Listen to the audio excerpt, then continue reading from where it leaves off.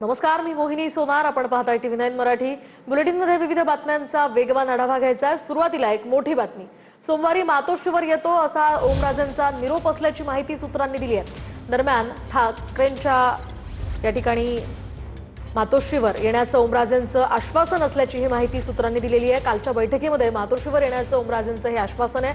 मातोश्रीवर येऊन वैयक्तिक भूमिका मांडतो असा निरोप ओमराजेंचा असल्याचं सूत्रांनी सांगितलंय. तर काल कैलास पाटील आणि वरुण सरदेसाईंची ओमराजेंसोबत पुण्यामध्ये चर्चा झाली. मातोश्रीचा निरोप घेऊन कैलास पाटलांनी ओमराजेंशी चर्चा केली आहे. सध्याची महत्त्वाची आणि मोठी बातमी आपण पाहतोय. कालच्या बैठकीमध्ये मातोश्रीवर येण्याचं ओमराजेंनी आश्वासन दिल्याचं सूत्रांनी इथे सांगितलेलं आहे. मातोश्रीवर येऊन वैयक्तिक भूमिका मांडतो असा ओमराजेंचा निरोप असल्याचंही सूत्रांकडून कळतंय. या संदर्भात आपण अधिकची माहिती जाणून घेऊयात आमचे प्रतिनिधी निवृत्ती बाबर यांच्याकडून. निवृत्ती, काय अधिकची माहिती आहे या संदर्भात?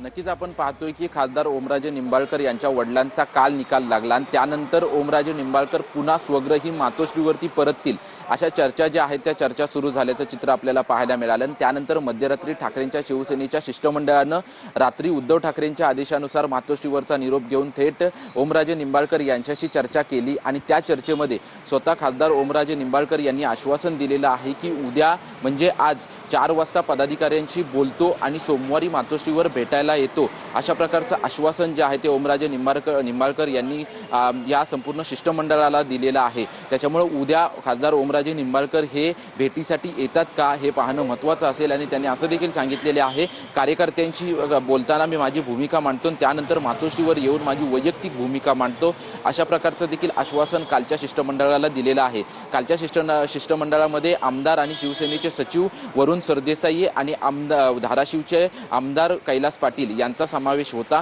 आणि यांच्यामध्ये जवळपास 1.5 तास या तिन्ही नेत्यांमध्ये चर्चा झालेली आहे. आणि सुरुवातीला चर्चा करत असताना जवळपास अर्धा तास पवनराजे निंबाळकर यांच्या खून प्रकरणाची चर्चा झाली, केस संदर्भातली चर्चा झाली आणि त्यानंतर ज्या पद्धतीने बंडखोरी केली आणि चर्चा ज्या पद्धतीने केली त्याच्यावरती चर्चा झाली. त्यानंतर स्वतः ओमराजे निंबाळकर यांनी शब्द दिलेला आहे की मी सोमवारी मातोश्रीवर येऊन भेट घेतो आणि वैयक्तिक माझी भूमिका मांडतो अशा प्रकारचा शब्द दिलेला आहे. त्याच्यामुळे ओमराजे निंबाळकर मातोश्रीवर येतात का हे पाहणं महत्त्वाचं असेल. मातोश्रीवर येण्या अगोदर ते आज संपूर्ण पदाधिकाऱ्यांची आज धाराशिव जिल्ह्यामध्ये जे आहे ते त्यांच्या पदाधिकाऱ्यांची नक्कीच आता पुढे काय घडामोडी घडतात ते पाहणं अतिशय महत्त्वाचं असणार आहे. निवृत्ती, धन्यवाद दिलेल्या या सविस्तर माहितीसाठी.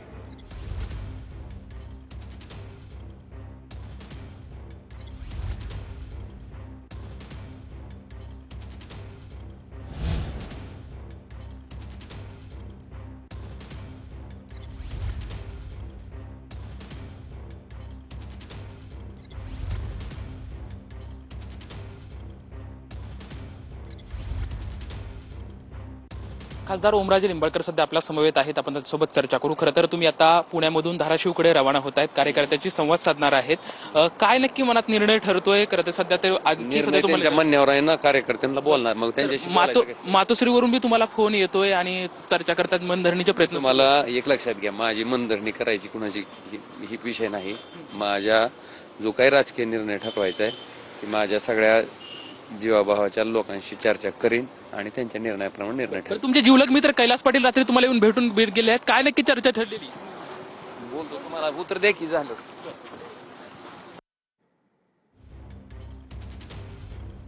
तर मातोश्रीवर येऊन वैयक्तिक भूमिका मांडतो असा निरोप असल्याची माहिती सूत्रांनी दिलेली आहे. आताच आपण ओमराजेंची ही प्रतिक्रिया पाहिली, त्यामध्ये आपण कार्यकर्त्यांसोबत चर्चा करणार असल्याचं ते म्हणाले. ओमराजे निंबाळकर आता बैठकीसाठी धाराशिवच्या गोवर्धनवाडीकडे रवाना झालेले आहेत आणि कार्यकर्त्यांशी चर्चा करेन, आज उद्यामध्ये निर्णय सांगेन असं यावेळी ओमराजे TV9 मराठीशी बोलताना म्हणाले. तर आमदार कैलास पाटील, आमदार प्रवीण स्वामी बैठकीला उपस्थित राहणार असल्याच्याही चर्चा आहेत. शिंदे सेनेचे कार्यकर्ते ओमराजेंच्या ताफ्यासोबत पुण्याहून निघाले आहेत. आता ही महत्त्वाची बातमी आपण पाहतोय. ओमराजेंची धाराशिवमध्ये आज कार्यकर्त्यांसोबत बैठक आहे आणि या बैठकीनंतर ओमराजेंचा निर्णय कळणार आहे. ओमराजे निंबाळकर सध्या बैठकीसाठी धाराशिवच्या गोवर्धनवाडीकडे निघालेले आहेत आणि कार्यकर्त्यांशी चर्चा केल्यानंतर आज उद्यामध्ये आपला निर्णय सांगणार असल्याचं ओमराजे निंबाळकर म्हणाले आहेत. आपण या 2 दृश्यांच्या माध्यमातून पाहू शकतो. ओमराजे धाराशिवच्या दिशेने आता कार्यकर्त्यांशी बोलण्यासाठी निघालेले आहेत. दुसरीकडे धाराशिवमध्ये या बैठकीची तयारी करण्यात आलेली आहे.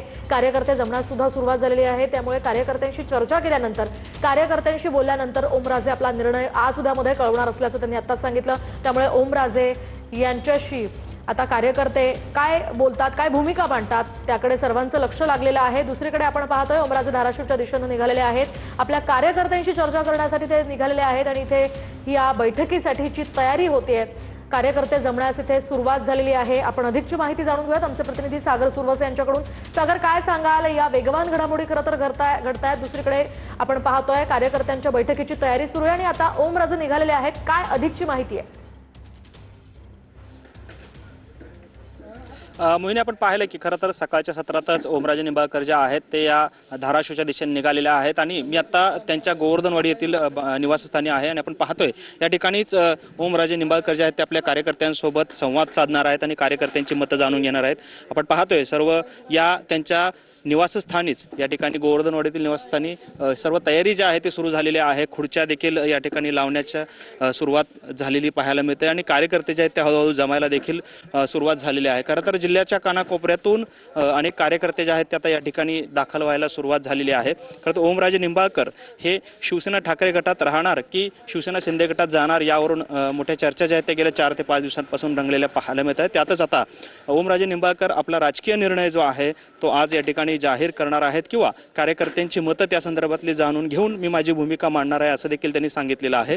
त्यामुळे या बैठकीच्या अनुषंगाने आता जोरदार तयारी जी आहे ती त्यांच्या निवासस्थानी सुरू झालेली आपल्याला पाहायला मिळते. गोवर्धनवाडी या गावामध्ये त्यांचं हे निवासस्थान आहे आणि त्या ठिकाणीच ते आपल्या कार्यकर्त्यांशी संवाद साधणार आहेत आणि आपली राजकीय भूमिका काय असावी याबाबत देखील ते चर्चा करणार असल्याचं. सागर, या संदर्भातले अपडेट्स तुमच्याकडनं जाणून घेत राहणार आहोत. तुर्तास धन्यवाद दिलेल्या सविस्तर माहितीसाठी.